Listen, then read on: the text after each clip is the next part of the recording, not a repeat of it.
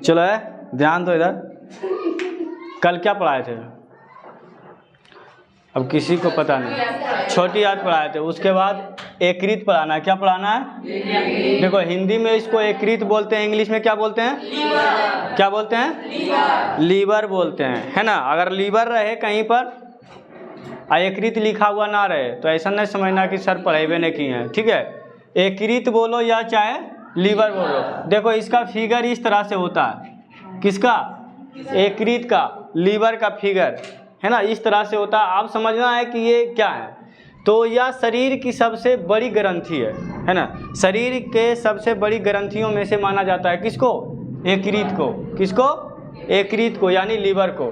शरीर की सबसे बड़ी ग्रंथियाँ जो उदर के ऊपरी दाहिने भाग में अवस्थित रहती है, यानी कि उदर गुहा जो लिखाए थे उसके ऊपरी दाहिने भाग में अवस्थित यानी कि रहते हैं, ठीक है। यहाँ तक किसी को प्रॉब्लम नहीं है ना, दिक्कत नहीं। आगे देखना है, पीत का निर्माण एकरीत करता है। हमारे शरीर में जो पीत का निर्माण होता है वो कौन करता है? एकरीत करता है ना। क्वेश्चन पूछा जाएगा कि पीत का निर्माण कौन करता है?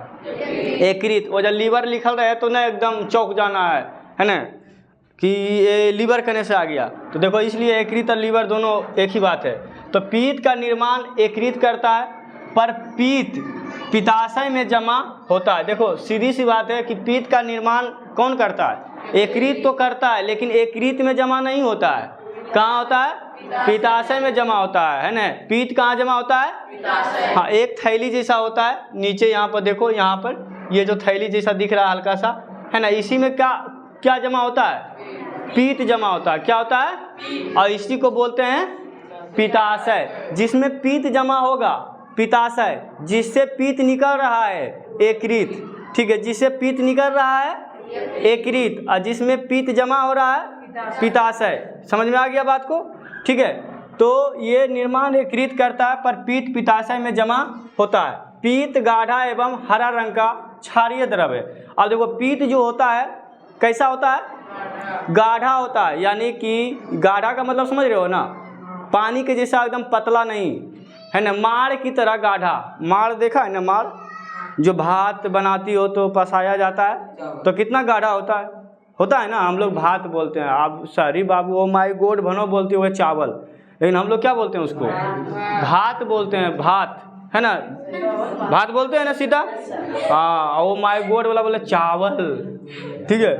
क्या बोलता है? चावल। तो चावल, हाँ वही चावल, ओ माई गॉड वाला। उसमें जितना माड़ पसता है, ठीक है। ऐसे तो वो सब माड़ नहीं पसाते, कहाँ बनाते पता है?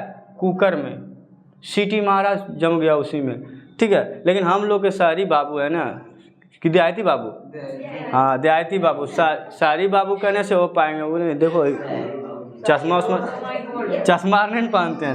अब देखना, पीत गाढ़ा एवं हरा रंग का क्षारीय द्रव्य है। इसमें कोई एंजाइम नहीं होता है, इसमें कोई एंजाइम नहीं पाया जाता, और ये क्षारीय होता है, अम्लीय नहीं होता। ये कैसा होता है? क्षारीय होता है, अम्लीय नहीं होता। अच्छा बताना है, तुम लोग को पढ़ाए थे केमिस्ट्री में, शायद पढ़ाए थे अम्लीय और क्षारीय, है ना। पीएच स्केल पढ़ाए थे ना, बताना। तो पीएच स्केल का मान कहाँ से कहाँ तक होता है? 0 से 14 तक। कहाँ तक अम्लीय होते हैं, कहाँ तक क्षारीय होता है, कितना उदासीन होता है, बताए थे ना। अम्लीय कहाँ से कहाँ तक होता है? 0 से 7 तक अम्लीय होता है, जो कि अम्लीय पीत नहीं है। क्षारीय कहाँ से कहाँ तक होता है? 7 से लेकर 14 तक क्षारीय होता है ना। 7 से लेकर 14 तक जिसका पीएच मान होगा वो क्या हो जाएगा?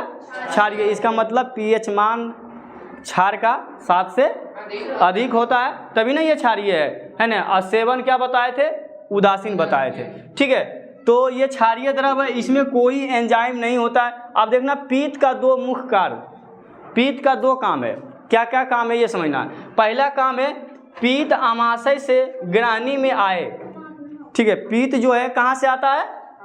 आमाशय। पीत आमाशय से ग्रानी में आए अम्लीय कायम की, यानी कि ग्रानी में आए अम्लीय कायम की अम्लीयता को नष्ट कर देता है। जो अम्ल, जो अच्छा जो खाना आता है वो कैसा आता है? क्षारीय तो नहीं आता है। हमारे यहाँ पीत आमाशय से जो ग्रानी में आते हैं, यानी ग्रानी छोटी आंत, ग्रानी से होते हुए जो छोटी आंत में आती है, तो वो कैसा होता है? अम्लीय होता है। वो भोजन कैसा होता है?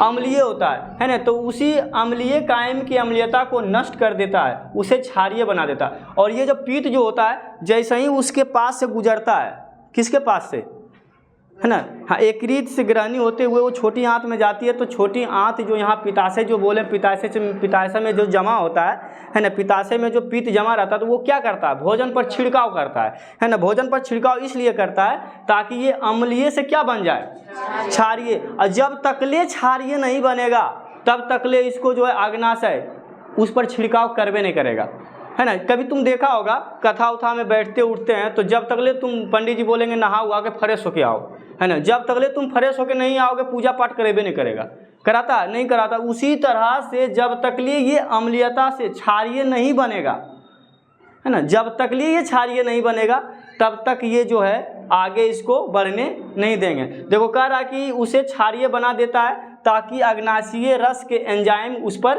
क्रिया कर सके। और उसको इसलिए क्षारीय बना देता है कि एंजाइम अग्नाशय रस जो निकलता है वो उस पर काम करे, है ना, वो उस पर काम कर सके। जब तकले वो क्षारीय नहीं बनेगा तब तक वो उस पर काम नहीं करेंगे। कोई दिक्कत यहाँ तक किसी को प्रॉब्लम?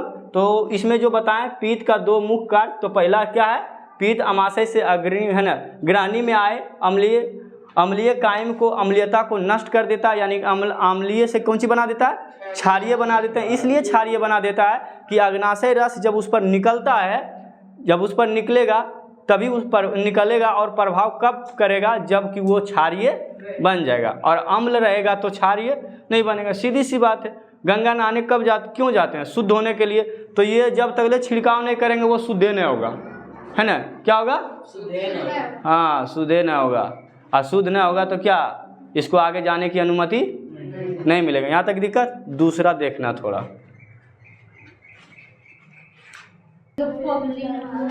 चलो देखो दूसरा क्या कह रहा है ना, पित्त का जो कार्य है दूसरा में, पित्त के लवणों की सहायता से भोजन के वसा का विखंडन तथा पायसीकरण होता है।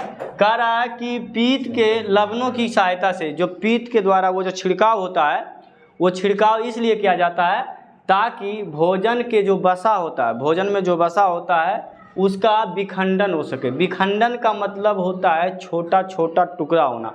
अगर तुम्हारे पास जो खाना तुम खाती हो, वो जो खाना दांत चिबा नहीं पाती है, वो चला जाता है हमारे अमाशय में। अमाशय का हिंदी क्या बताए थे पता है ना, पेट बताए थे हम लोग, ठेठी में उसको क्या बोलते हैं, पेट बोलते हैं। तो जब वहाँ जाता है तो वहाँ जाने के बाद जो वहाँ तक पहुँचने में जो ये पित्त जो होता है वो उस पर क्या करता है, छिड़काव करता था। तो वो भोजन के में जो वसा होता है उसको पचाने के, विखंडन करने के तथा पायसीकरण यानी पचाने की संभावना के लिए, अगर वो सब नहीं छिड़काव करेंगे तो वो खाना नहीं पचेंगे, ठीक है, ताकि वसा को तोड़ने वाले एंजाइम उस पर आसानी से क्रिया कर सके। अब देखो ये छिड़काव इसलिए किया जाता है कि जो हमारे भोजन में हमारे पास जो वसा की मात्रा है, जैसे कि मान लेते हैं हम लोग क्या खाते हैं, वसा कहाँ से सबसे ज़्यादा आता है बताओ, क्या चीज़ खाते हैं तो वसा, हम देखो बोले कि वसा कहाँ से आता है, कहता फैट, हम इंग्लिश पूछ रहे हैं उसका,